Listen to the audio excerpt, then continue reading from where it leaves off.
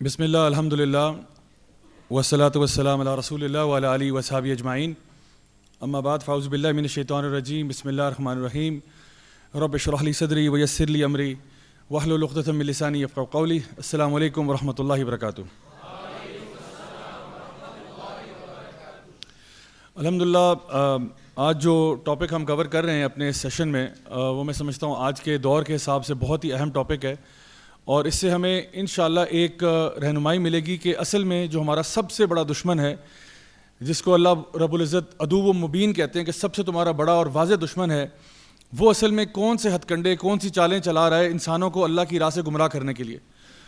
تو جیسا کہ ابھی آپ نے آیات کی تلاوت سنی ہے، ان آیات کے اندر اللہ سبحانہ و تعالیٰ نے چار شیطان کے اپنے منہ سے چار باتیں بیان فرمائیں جو شیطان نے وعدہ کیا کہ میں انسانوں کے ساتھ یہ کروں گا، اور وہ چار باتیں کیا ہیں؟ سب سے پہلے اس نے کہا کہ وَلَأُضِلَّنَّهُمْ، میں سب سے پہلے تو ان کو گمراہ کروں گا، وَلَأُمَنِّيَنَّهُمْ، اور میں ان کو تمنائیں دوں گا، لمبی لمبی تمنائیں دوں گا، خواہشات کی پیروی کرواؤں گا، اور پھر کیا کرواؤں گا کہ جو الانعام ہیں، جو بھیڑ بکریاں مویشی وغیرہ ہیں، ان کے کان یہ کاٹنا شروع کر دیں گے، ان کے کانوں کو چیرنا شروع کر دیں گے، اور پھر اللہ تعالیٰ کی خلقت کو ان سے تبدیل کروا دوں گا، یعنی اللہ تعالیٰ کی جو صورتیں اللہ تعالیٰ نے پیدا کی ہیں ان کو یہ بگاڑنا شروع کر دیں گے۔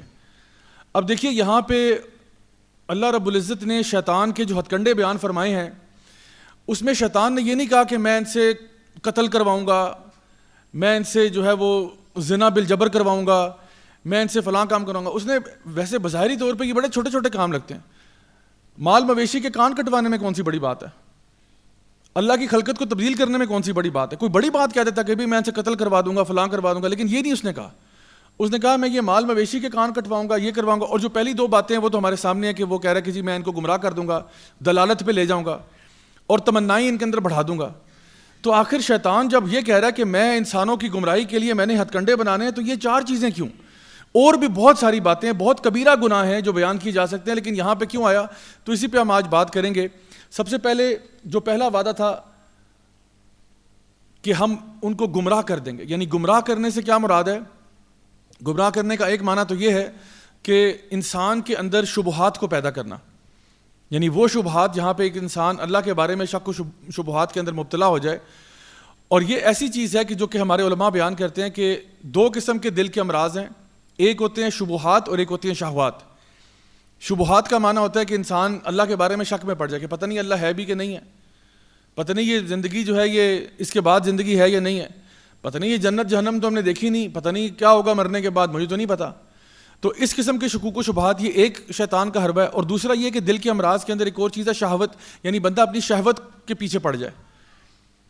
اور ان دونوں میں سے جو بڑا مسئلہ ہے وہ شکوک و شبہات والا ہے، کیونکہ جو انسان اپنے شہوت کے گناہ کر رہا ہے نا، اس کو پتہ ہوتا ہے کہیں نہ کہیں یہ میں غلط کر رہا ہوں، کہیں نہ کہیں، یعنی وہ ہو سکتا ہے اللہ کو بھی مانتا ہو، اللہ کے رسول کو مانتا ہو، روز قیامت کو مانتا ہو، لیکن وہ گناہوں میں ملوث ہوا ہے، اور اس کو پتہ ہے کہ کہیں نہ کہیں اس کی چیز یہ دل میں نہ کھٹکا اس کے لگتا رہتا ہے، اور وہ کہیں نہ کہیں توبہ کر لیتا ہے، کہیں نہ کہیں اس کو موقع مل جاتا ہے اس بات کو سوچنے کا کہ دیکھو یہ جو میری زندگی جو میں گزار رہا ہوں یہ میں اپنی بہن کے لیے پسند نہیں کرتا، یہ میں اپنی ماں کے لیے پسند نہیں کرتا، یہ میں اپنی خالہ اور پھپھو کے لیے پسند نہیں کرتا، یہ میں اپنے چھوٹے بھائی کے لیے بھی پسند نہیں کرتا، تو میں خود کیسے کر رہا ہوں؟ تو کہیں نہ کہیں اس کو یہ بات جو ہے نا دل ملامت کرتا ہے، کیونکہ ہم سب کے دل کے اندر ایک مفتی صاحب بیٹھے ہوتے ہیں، اور ان مفتی صاحب کو انگلش میں ہم گلٹی کانشنس کہتے ہیں، اردو میں ان کو ضمیر کہا جاتا ہے، اور قرآن کی زبان میں ان کو نفس اللوامہ کہا جاتا ہے۔ تو سب سے پہلا فتویٰ جو ہے نا وہ ہمارے دل کے اندر سے آ جاتا ہے، اور نبی کریم صلی اللہ علیہ وسلم کی ایک حدیث بھی ہے جس کا مفہوم یہ ہے کہ آپ نے فرمایا کہ جب انسان جو گناہ کا کام ہے نا وہ انسان کے دل کو کھٹکتا ہے، اور تم نہیں پسند کرتے کہ یہ دوسروں تک بات پہنچے، یعنی گناہ کی کو پتہ کرنے کا، گناہ کو فائنڈ آؤٹ کرنے کا، گناہ کو انویسٹیگیٹ کرنے کا ایک طریقہ یہ ہے کہ گناہ آپ کے دل پہ کھٹکتا ہے، اور آپ نہیں چاہتے کہ یہ بات دوسروں تک پہنچے یا کچھ لوگوں تک پہنچے، کہ یہ بات جو میں کام کر رہا ہوں ہو سکتا ہے ہم نے دوستوں کو کہا یار اس میں کون سی بری بات ہے، لیکن ہم یہ اپنے والدین کو نہیں بتانا چاہتے۔ کیوں بھائی؟ اگر اتنی اچھی بات ہے تو والدین کو کیوں نہیں بتانا چاہتے؟ بات تو بہت اچھی ہے لیکن میں بیوی کو نہیں بتانا چاہتا، بیوی مائنڈ نہ کر جائے۔ بھائی کیوں؟ اگر اتنی اچھی بات ہے تو بیگم کو بھی بتا دو۔ تو اندر ہمیں پتہ ہوتا ہے کہ مسئلہ کیا ہے۔ تو جو شہوت کے گناہ ہیں اس پہ انسان توبہ کر سکتا ہے، چانس ہے، لیکن جو بندہ شک میں پڑ گیا، جو شبہات میں پڑ گیا، ہو سکتا ہے کہ وہ اسی حالت میں مر جائے۔ اللہ کے بارے میں شک میں, کیونکہ وہ جب شک میں پڑ گیا پھر اس کے لیے حلال اور حرام کی تمیز کرنا بھی کوئی معنی نہیں رکھے گا, کیونکہ اب تو وہ اس کو یہی نہیں پتا کہ اللہ بھی ہے کہ نہیں ہے, قیامت کے دن بھی ہے کہ نہیں ہے. یہ فکر آخرت جو ہے نا, یہ انسان کو بہت بڑے بڑے گناہوں سے روک دیتی ہے کہ بھئی جیسا کرو گے ویسا بھرو گے, جیسا کرو گے ویسا بھرو گے. اور امام ابن القیم رحمہ اللہ, ان کی بڑی مشہور کتاب ہے دوائے شافی, اس میں وہ کہتے ہیں کہ ایک بے وقوف شخص کی تعریف کیا ہے. وہ کہتے ہیں ایک بے وقوف شخص وہ ہوتا ہے جو زمین میں سیب کے بیج بوتا ہے لیکن امید کرتا ہے کہ کل کو اس میں سے مالٹے نکلیں گے. کہتے ہیں یہ انسان بے وقوف ہے, زمین میں کیا ڈال رہا ہے, سیب کے بیج ڈال رہا ہے اور امید کرتا ہے کل کو اس میں سے مالٹے نکلیں گے. انہوں نے کہا سب سے بڑا جاہل وہ ہے جو دنیا میں, سب سے بڑا جاہل, سب سے بڑا احمق وہ ہے جو دنیا میں اللہ کی نافرمانی کے بیج بو رہا ہے اور امید کرتا ہے کہ اس کا پھل مجھے جنت الفردوس میں ملے گا. کہتے ہیں سب سے بڑا احمق ہے. تو ایک انسان جب اللہ کے بارے میں شک میں پڑ گیا نا, تو پھر وہ دنیا میں جو مرضی کرتا پھرے, اس کو تو پتہ ہی نہیں ہے کہ میں نے آخرت میں بھی کچھ ملنا ہے مجھے. وہ تو سب کچھ اس دنیا کو سمجھ بیٹھتا ہے. اس لیے سب سے پہلا حربہ جو شیطان کا ہے وہ یہ ہے کہ میں ان کو دلالت کی راہ پر لے جاؤں گا, گمراہی کی راہ پر لے جاؤں گا. اور جب انسان گمراہ ہو جائے تو اللہ سبحانہ وتعالیٰ قرآن میں ہی فرماتے ہیں کہ اولئک بالانعام اولئک کالانعام بل ہم اضل اولئک هم الغافلون. یہ لوگ تو بھیڑ بکریوں سے بھی زیادہ گمراہ ہو چکے ہیں, شاید اس سے بھی زیادہ. یہ تو بھیڑ بکریوں جیسے ہیں یا ان سے بھی زیادہ گمراہ ہو چکے ہیں, کیونکہ بھیڑ بکریاں کیا کرتی ہیں, جو بندہ جہاں ہانکتا ہے ان کو ادھر چلی جاتی ہیں. تو ہماری یعنی لوگوں کا بھی مزاج کچھ ایسا بن جاتا ہے کہ جہاں پہ ان کو جو ٹرینڈ آتا ہے نیا, سارے ادھر اس کے پیچھے لگ جاتے ہیں بغیر یہ بات دیکھے ہوئے کہ بھئی یہ صحیح بھی ہے غلط ہے, کیا ہو رہا ہے. کوئی نیا فیشن آئے سارے پکڑ کے اس پیچھے لگ جائیں گے, کوئی پتہ نہیں کہ یہ صحیح غلط کیا ہے.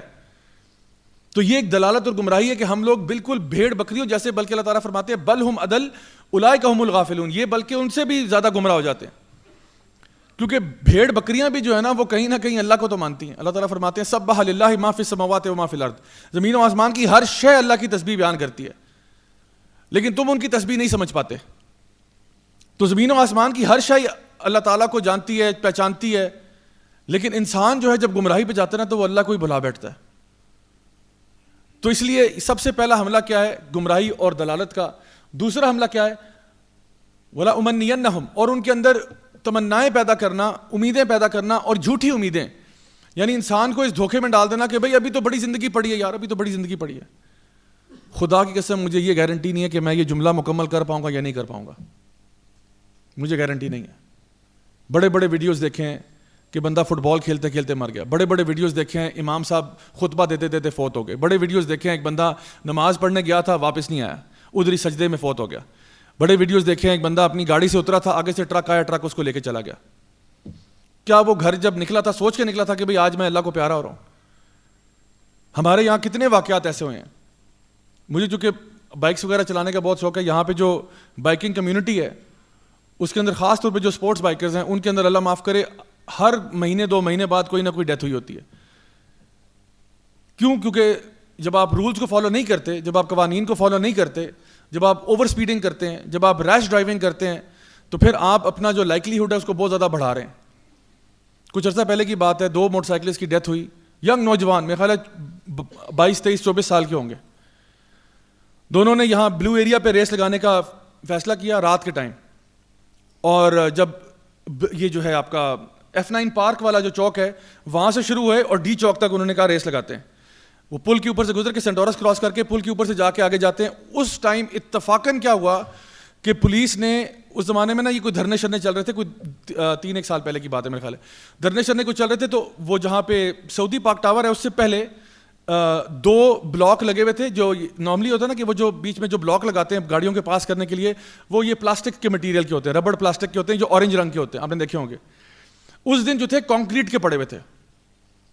وہ جو کانکریٹ کے یوز کرتے ہیں نا روڈ کو ڈیوائڈ کرنے کے لیے, روڈ کو بند کرنے کے لیے جو یوز کرتے ہیں, وہ انہوں نے لا کے رکھ دیے. پتہ نہیں ان کے پاس اویلیبل نہیں تھے یا کیا معاملہ تھا. وہ 2 بلاکس تھے, ایک ادھر اور ایک ادھر. ان کا مقصد یہ تھا کہ گاڑی جو بھی ہے وہ اس طرح جو ہے نا نکل کے جائے. اب یہ رات کا, اور ان بلاکس پہ ریفلیکٹر بھی کوئی نہیں ہے, کوئی ریفلیکٹر نہیں ہے. رات کے ٹائم میں چلو اگر آپ نے ریس بھی لگانی ہے پہلے آپ جا کے نا ٹریک چیک کر کے آتے ہو, بھائی ٹریک کلیئر ہے یا نہیں ہے. کوئی ہمارے یہاں تو پاکستان ہے بھائی, یہاں کوئی کتا بلی کوئی جانور بھی مرا ہوگا, جس سپیڈ پہ بائک جا رہا ہے, بائک اگر اس کے اوپر سے بھی اچھل کے چلا گیا تو آپ تو گئے. تو انہوں نے کیا کیا, نوجوان تھے, انہوں نے آپس میں ریس لگا دی, سیدھا F9 سے نکلے. F9 سے نکلتے ہوئے وہاں کے دونوں جو ہیں وہ یکے بعد دیگرے کانکریٹ بیریئروں میں جا کے لگے. ان کے جسموں کو بیلچوں سے اٹھایا گیا ہے, کچھ بھی نہیں بچا ان کا. میں یہ سوچتا ہوں جب یہ بچہ, جب یہ لڑکا بائک پہ بیٹھا ہوگا, اس دن جب اس نے بائک سٹارٹ کیا ہوگا, کیا اس کے ذہن میں ہوگا کہ سٹارٹ تو ہو گیا, بند نہیں میں سے کر پاؤں گا. آج میں اپنی ماں کا ماتھا چوم کے گھر سے نکل رہا ہوں, مجھے گھر کے اندر واپس آنا نصیب نہیں ہوگا. لیکن شیطان جو ہے نا وہ آپ کو تمنائیں دے دیتا ہے, کہتا ہے نہیں تمہاری زندگی بھی بڑی پڑی یار, توبہ کا بڑا ٹائم ہے, ابھی تو بڑا گناہ کرو, گناہوں کو طویل کرو, اپنی شہوت کو پیچھے بھاگو, جو تم چاہتے ہو وہ کرو, کوئی بات نہیں, توبہ کا بڑا وقت پڑا ہے, اللہ رحمان و رحیم ہے, غفور و غفار ہے, تجھے معاف کر دے گا. 70 سال کا ہوگا, حج عمرہ کے لیے چلے جانا, حج عمرہ کے لیے جانا, وہاں پہ سارے گناہ بخشوا کے واپس آنا, انشاءاللہ دنیا میں بھی خیر ملے گی, یہاں پہ بھی عیشی ہوگی, وہاں پہ بھی عیشی ہوگی. ربنا آتینا فی الدنیا حسنہ وفی الآخرۃ حسنہ وقنا عذاب النار. بہترین طریقہ ہے زندگی گزارنے کا. ابھی عیاشیاں کری رکھو, روکنا نہیں ہے, ابھی ہاتھ ہلکا نہیں کرنا, دبا کے رکھو, کیونکہ ابھی تو جوانی ہے, جوانی پھر تو نہیں آئے گی, ابھی استعمال کرو اس جوانی کو, جو کرنا ہے ابھی کرو. یہ وہ تمنائیں ہیں جو شیطان نے وعدہ کیا تھا, یا اللہ میں ان کو یہ کرواؤں گا. ایک تو انہیں گمراہ کروں گا, دوسرا ان کے دل میں تمنائیں ڈالوں گا ایسی کہ یہ گناہ کو جاری رکھیں گے, توبہ کرنے کی نوبت ہی نہیں آئے گی. اور اسی حالت میں اگر یہ اٹھ گئے تو پھر ان کا جو نا ٹھکانہ کیا ہوگا. جس طرح وہ حدیث آپ نے سنی ہوگی, بخاری کی پہلی حدیث ہے, انما الاعمال بالنیات, اعمال کا دار و مدار نیت پر ہے. بالکل اسی طرح سے نبی کریم صلی اللہ علیہ وسلم کی حدیث ہے, آپ نے فرمایا انما الاعمال بالخواتیم, اعمال کا دار و مدار ان کے خاتمے پر ہے. تو زندگی آپ کی جیسی بھی گزری ہے, موت کس طرح آئی ہے, آپ کو کس حالت میں موت آئی ہے. حدیث میں آتا ہے جس کے آخری کلمات لا الہ الا اللہ ہو گئے دخل الجنہ, وہ جنت میں داخل ہو جائے گا. لیکن یہ ہر بندے کو نصیب نہیں ہے, یہ ہر بندے کو نصیب نہیں ہے. موت اسی چیز پر آئے گی جس پہ آپ کی زندگی گزری ہے. ایسا نہیں کہ انسان نے پوری زندگی نافرمانی میں گزاری اور کسی معجزے کے تحت موت کے وقت اس کو جو ہے نا کلمہ پڑھنا نصیب ہو گیا. ساری زندگی اگر ایک انسان اللہ سے دور رہا ہے تو موت میں کیسے یاد کرے گا؟ جس کو ہم سکرات الموت کہتے ہیں, اس میں کہاں تمہیں اللہ یاد آنا ہے. جس کو ساری زندگی اللہ یاد نہیں ہے, اس کو موت پہ کیسے یاد آئے گا؟ موت کے وقت بھی وہ نمبر گن رہا ہوگا, نمبر نوٹ گن رہا ہوگا. مرتے وقت بھی اس کو گانے یاد آ رہے ہوں گے, مرتے وقت بھی اس کو فلمیں یاد آ رہی ہوں گی, مرتے وقت بھی اس کو اپنے دوست یار یاد آ رہے ہوں گے. لیکن جس کی زبان اللہ کے ذکر سے تر ہوگی, اس کو موت کے ٹائم پہ بھی لا الہ الا اللہ کہنا نصیب ہو جائے گا.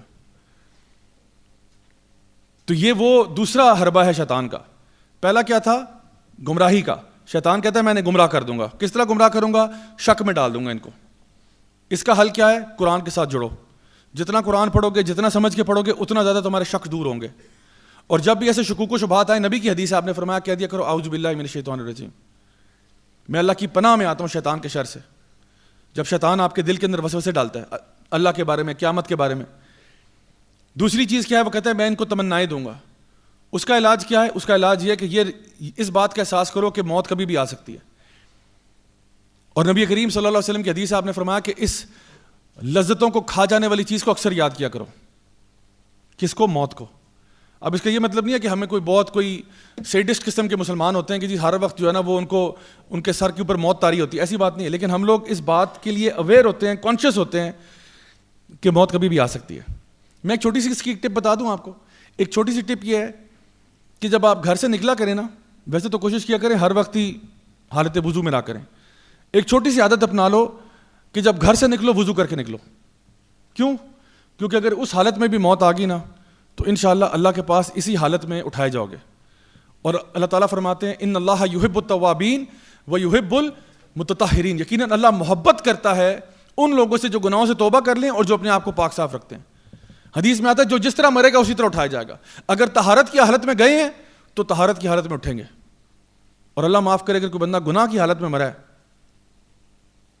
نجاست کی حالت میں مرا ہے, تو یہ اسی حالت میں اللہ کی بارگاہ میں پیش کیا جائے گا. تو ایک چھوٹی سی عادت اپنا لو کہ گھر سے نکلنے سے پہلے وضو کر کے نکلا کرو. اس سے پتہ کیا ہوتا ہے؟ ہمیں مینٹلی پتہ ہوتا ہے کہ یا اللہ اگر آج چلا بھی گیا نا تو میں تجھ سے راضی ہوں. رضیت باللہ ربا وبالاسلام دینا وبمحمد صلی اللہ علیہ وسلم نبیہ, کہ یا اللہ جب بھی تو نے مجھے اٹھایا نا میں راضی ہوں. نبی نے کیا فرمایا تھا؟ آپ نے فرمایا کہ جو اپنے رب سے ملنا چاہتا ہے اس کا رب اس سے ملنا چاہتا ہے. تو انسان نا ہر وقت مینٹلی پریپیئرڈ ہو کہ یار اگر آج بھی اٹھا لیا نا تو انشاءاللہ الرحمن میں اپنے رب سے راضی ہوں. بس اللہ سے دعا یہ ہے اور امید یہ ہے کہ یا اللہ میری غلطیاں معاف کر دینا, گناہ گار میں بہت ہوں, میری غلطیاں معاف کر دینا, میری غلطیوں کا میرا حساب نہ لینا, اللہم حاسبنا حسابا یسیرا, اور یا اللہ نیکیاں جو میں نے کی ہیں، نیک اعمال کی، یا اللہ مجھے ان کا اجر عطا فرمانا اس اجر کے حساب سے نہیں جو میرے ٹوٹے پھوٹے اعمال ہیں، بلکہ اپنی شان کے مطابق عطا فرمانا. یہ ایک اچھی امید ہمارے دل میں ہونی چاہیے. تو یہ اچھی امید ہے. بری امید کیا ہے؟ بری امید یہ کہ ایک اپنے آپ کو فالس بلیف میں رکھنا. فالس بلیف کہ بس زندگی تو بہت لمبی پڑی ہے اور میرے پاس ٹائم ہی ٹائم ہے، کوئی مسئلہ نہیں. حالانکہ یہ 4 دن کی زندگی ہے، پتہ بھی نہیں چلے گا کب آئے اور کب یہاں سے چلے گئے. تو یہ دوسرا شیطان کا حربہ ہے جس پہ وہ آپ کو مس لیڈ کرتا ہے، گمراہ کرتا ہے، اٹیک کرتا ہے. تیسرا حربہ اس نے کہا کہ میں ان سے کان چروا دوں گا انعام کے، یعنی جو مال مویشی آپ کا، جس میں بھیڑ بکریاں بھی ہیں، گائے بیل وغیرہ بھی ہیں، اونٹ بھی ہیں. اچھا یہ کیا چیز ہے؟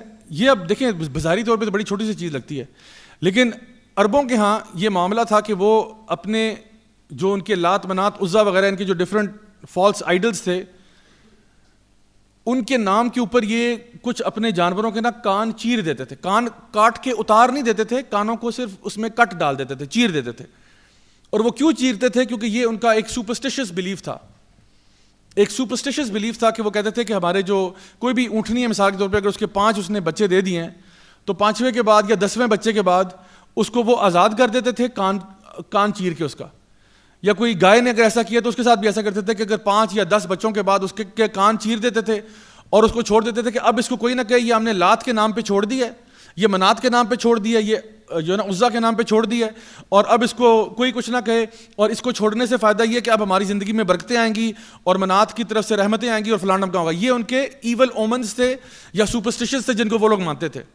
حالانکہ اس کے پیچھے کوئی نہ تو کوئی دین میں کوئی حکم تھا نہ کچھ تھا، لیکن شیطان نے ان کو نہ ان چیزوں میں لگا دیا کہ بجائے اللہ پر توکل کرنے کے، اللہ پر بھروسہ کرنے کے، اس طرح کے چھوٹے چھوٹے ریچولز شروع کر دو جس سے تم اللہ کے ساتھ شرک کے اندر مبتلا ہو جاؤ.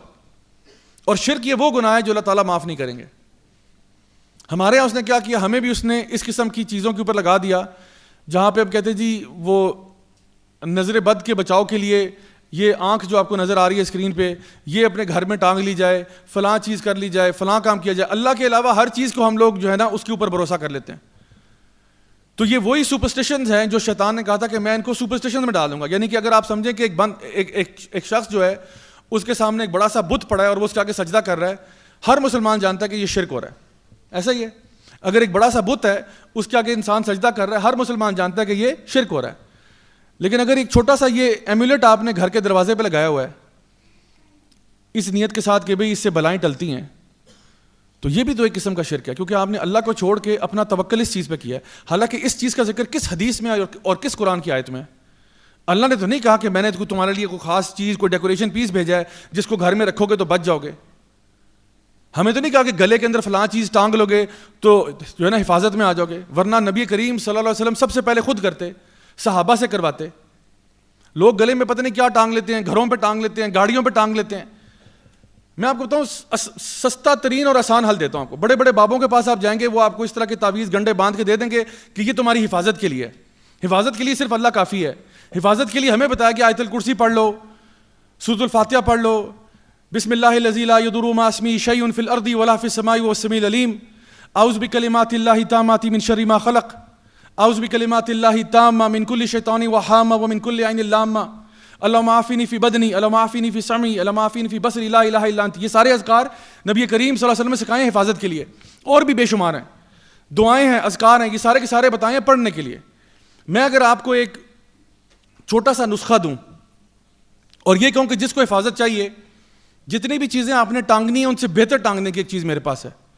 کیا ہے وہ؟ آپ میرے پاس ایک 16 GB کی USB لے کے آئیں، اس میں پورا قرآن آپ کو ڈال کے دیتا ہوں، حدیث کی ساری کتب اس میں ڈال کے دیتا ہوں بما اردو ترجمے کے ساتھ، مشاری کی آڈیو ریکارڈنگ بھی ڈال دوں گا تبرک کے لیے. وہ USB اپنے گلے میں ٹانگ کے جو نا صبح دوپہر شام گھومیں. بھائی کسی نے تو شاید ایک آیت ٹانگی ہوگی نا، میں تو پورا قرآن دیا آپ کو USB کے اندر. گاڑی میں بھی وہ USB ٹانگ لیں، گھر کے باہر بھی USB ٹانگ لیں. اور کوئی پوچھے یہ کیا، تو کہیں اس میں تو پورا قرآن ہے، اس میں تو حدیث کی ساری کتب ہیں، پورا دین اس چھوٹی سی USB کے اندر ہے. 16 GB اور اس کے بعد بھی اسپیس بچی ہوگی. یہ والا لیکچر بھی ڈال لینا اس کے اندر ویڈیو ریکارڈنگ کے ساتھ. ابھی دیکھیں ماشاء اللہ ریکارڈ ہو رہا ہے. تو کیا اس طرح شفا آتی ہے؟ یہ طریقہ ہے ہی نہیں، یہ طریقہ ہے نہیں حفاظت کا. قرآن پڑھنے کے لیے نازل ہوا ہے، ٹانگنے کے لیے نازل نہیں ہوا. وَرَتِّلِ الْقُرْآنَ تَرْتِیلًا، قرآن کی تلاوت کرو، قرآن کو سمجھ کر پڑھو. افلا یتدبرون القرآن, کیا تم قرآن پر غور نہیں کرتے یا کیا تمہارے دلوں پر تالے لگ چکے ہیں؟ اللہ رب العزت قرآن میں فرماتے ہیں. کوئی ایک آیت ایسی نہیں ہے, کوئی ایک حدیث ایسی نہیں ہے جہاں پہ جو ہے نا نبی کریم صلی اللہ علیہ وسلم نے یہ بات فرمائی ہو یا اللہ رب العزت نے یہ بات فرمائی ہو کہ قرآن کو اپنے گلوں میں ٹانگ لو, قرآن کو اپنے گھروں میں ٹانگ لو, قرآن کو اپنی گاڑیوں پہ, اپنے جانوروں پہ ٹانگ لو, انشاءاللہ برکت ہوگی. تو میں تو اتنی بڑی بات کہہ رہا ہوں, اس سے چھوٹی چیزیں تو بائی ڈیفالٹ ساری غلط ہیں, چاہے وہ کوئی ڈیکوریشن پیس ہو یا کچھ اور چیز ہو. تو شیطان کا تیسرا حربہ کیا ہے کہ وہ انسان کو اس قسم کی گمراہیوں میں لے جاتا ہے کہ جہاں پہ اللہ سے آپ کا توکل ہٹ گیا. آپ نے کہا نہیں جب تک میں یہ نہیں کروں گا, جس طرح یہاں پہ بھی بہت ساری اس طرح کی چیزیں ہیں کہ جی کالی بلی راستہ کاٹ گئی تو کیا ہوگا, سیڑھی کے نیچے سے گزر کے تو کیا ہوگا, 2 مینائیں بیٹھی ہیں, 2 فاختائیں بیٹھی ہیں, پتہ نہیں لوگوں نے کیا کیا چیزیں گھڑ لی ہوئی ہیں, حالانکہ ان کا کوئی تعلق ہمارے دین سے نہیں ہے. ساری خیر اللہ کے ہاتھ میں ہے, ساری عزت اللہ کے ہاتھ میں, ہمارا سارا رزق اللہ کے ہاتھ میں, زندگی اور موت اللہ کے ہاتھ میں. تو میں ان چیزوں پہ بھروسہ کروں یا اللہ پہ بھروسہ کروں جس کے ہاتھ میں سب کچھ ہے؟ تو شیطان کا ایک اور حربہ کیا ہے کہ وہ ایسے آپ کو نا چیزوں میں لے کے جاتا ہے کہ آپ کو لگتا ہے کہ شاید آپ بڑا اچھا کام کر رہے ہیں, لیکن اصل میں آپ کا توکل ڈسٹرب کر دیتا ہے اللہ تعالیٰ کے ساتھ. پہلے وہ توکل ڈسٹرب کرتا ہے, پھر آپ کو شرک کی طرف لے جاتا ہے. پہلے آپ کو لگتا ہے کہ چلو اللہ تو ہے ٹھیک ہے, اللہ سے ڈائریکٹ کیوں مانگوں, میں یہاں سے کیوں نہ کر لوں, یہ اگر چیز باندھ لوں, ٹانگ لوں, پہن لوں, کر لوں, فلاں کر لوں, ادھر لے کے جاتا ہے. پھر آہستہ آہستہ کیا ہوتا ہے, وہ انسان اس چیز میں اتنا زیادہ پڑ جاتا ہے کہ وہ بالکل ہی شرک کی طرف چلا جاتا ہے. سو یہ شیطان کی خطوات شیطان ہے. شیطان آہستہ آہستہ کام کرتا ہے, یہ بات یاد رکھیں. شیطان ایک دم سے حملہ نہیں کرتا. ایسا نہیں ہوتا کہ آپ کے گھر کے اوپر کوئی بندہ آیا اور ایک دم سے اس نے آپ کو جو ہے نا حرام کی دعوت دے دی. بڑے آرام سے ہوتا ہے. یا ایھا الذین آمنوا لا تتبعوا خطوات الشیطان, اے ایمان والو شیطان کے نقش قدم پر نہ چلنا. آرام سے وار کرتا ہے, یہ اس کی اسٹریٹجی ہے. اور آخری چیز کیا ہے؟ آخری چیز ہے کہ اس نے کہا کہ میں ان سے اللہ تعالیٰ کی خلقت کو تبدیل کروا دوں گا. میں ان کو حکم دوں گا کہ وہ اللہ تعالیٰ کی خلقت کو تبدیل کر دیں. اب یہ چیز میں تھوڑا سا ڈیٹیل میں بیان کروں گا کیونکہ میں سمجھتا ہوں کہ آج کا سب سے بڑا مسئلہ یہ ہے کہ وہ جس دروازے سے حملہ کر رہا ہے یہ وہ دروازہ ہے جہاں پہ اللہ تعالیٰ کی خلقت کو تبدیل کیا جا رہا ہے. اس حد تک تبدیل کیا جا رہا ہے کہ مرد اور عورت کا فرق مٹا دیا جائے. یہ نہ پتا ہو کہ مرد کون ہے اور یہ نہ پتا ہو کہ عورت کون ہے. شاید اگر آپ کو یہ ابھی بات عجیب لگ رہی ہے تو میں آپ کو بتاؤں یہ ہمارے ہاں شاید ابھی ذرا سٹارٹنگ سٹیجز میں ہے, لیکن ویسٹ میں یہ بھرپور زور و شور کے ساتھ ہو رہی ہے. اور میں کچھ مثالوں کے ساتھ آپ کو یہ بات سمجھاتا ہوں کہ اس وقت کیا چل رہا ہے. سب سے پہلی بات تو یہ کہ یورپ کے اندر یہ جو لبرل موومنٹ جب سٹارٹ ہوئی ہے, جس کو ہم رینیسانس پیریڈ کہتے ہیں یا ایج آف انلائٹنمنٹ کہتے ہیں, 1600s اور 1700s میں, اس کے بعد جو ایک فلاسفی وہاں پیدا ہوئی وہ یہ ہوئی کہ بھئی لادینیت کی فلاسفی پیدا ہو گئی کہ ہم نے اپنے آپ کو مولوی سے چھٹکارا دینا ہے. یعنی وہ لوگ اپنے کرسچن پریسٹ سے تنگ آئے ہوئے تھے, انہوں نے کہا ہم ان مولویوں سے تنگ ہیں, اب ہم جائیں گے سائنس کی طرف, اور جو چیز ہمیں نظر آتی ہے, جس کو چھوا جا سکتا ہے, جس کو فیل کیا جا سکتا ہے, وہ چیز حقیقت ہے, باقی ساری چیزیں حقیقت نہیں ہے. تو اس میں کیا ہوا کہ ایج آف مٹیریلزم پیدا ہو گئی کہ جو چیز مٹیریل ہے اس کو ہم مانتے ہیں, جو مٹیریل نہیں ہے اس کو ہم نہیں مانتے. تو اللہ کا بھی انکار ہو گیا, قیامت کے دن کا بھی انکار ہو گیا, روح کا بھی انکار ہو گیا. اور انسانیت جو ہے وہ اب ایک ایسے دور کی طرف جا رہی ہے جہاں پہ جتنے بھی فلسفی پیدا ہو رہے ہیں, جس طرح کہ جان لاک ہے, ڈیوڈ ہیوم ہے, جان سٹیورٹ ملز ہے, تھامس ہابز ہے, یہ سارے کے سارے, ڈیکارٹ ہے, والٹیر ہے, جتنے بھی فلسفی اس زمانے کے آئے ہیں, چاہے وہ فرینچ ہوں یا برٹش ہوں یا جرمنز ہوں یا اٹالینز ہوں, جتنے بھی فلسفی اس ٹائم پہ آئے ہیں وہ اسی چیز کو پش کرتے رہے کہ اللہ کو چھوڑ کر ہم خود, یعنی جان لاک نے اپنا جو سیکنڈ ٹریٹیز آف گورنمنٹ تھا اس میں سب سے پہلے یہ بات لکھی کہ government of the people, for the people, by the people.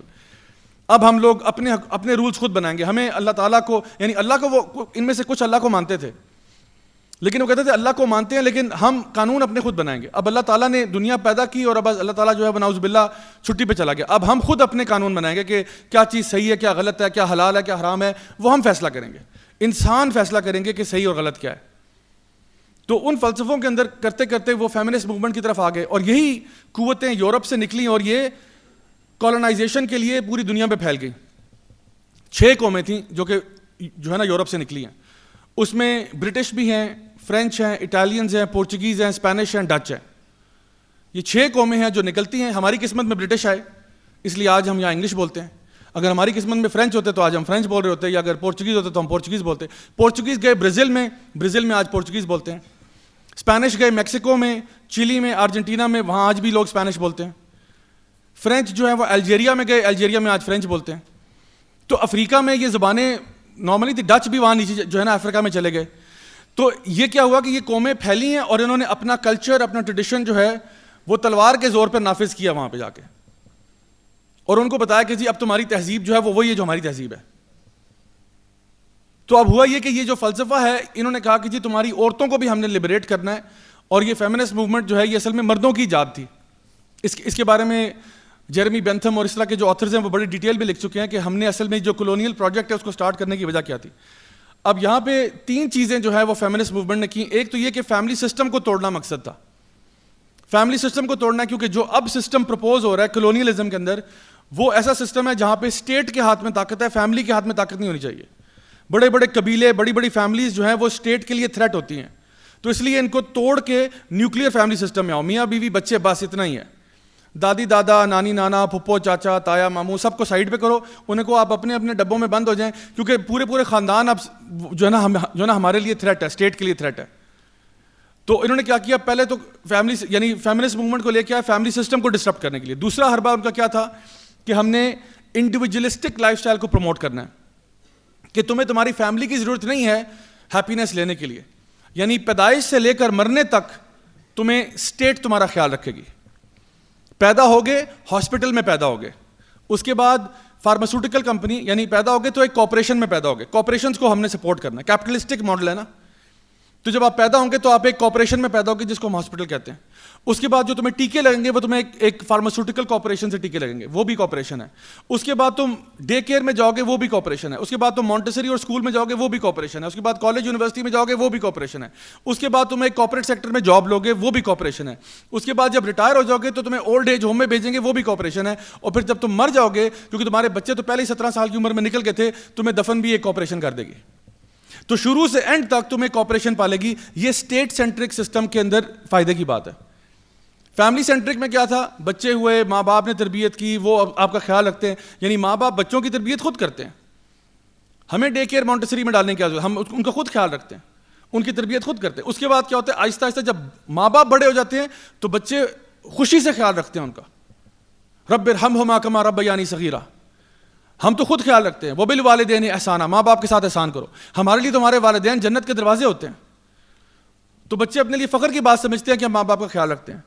اور ماں باپ جس طرح فیملی میں بچوں کے بچے ہوتے ہیں, ماں باپ کی پاور پوزیشن اور اسٹرانگ ہو جاتی ہے.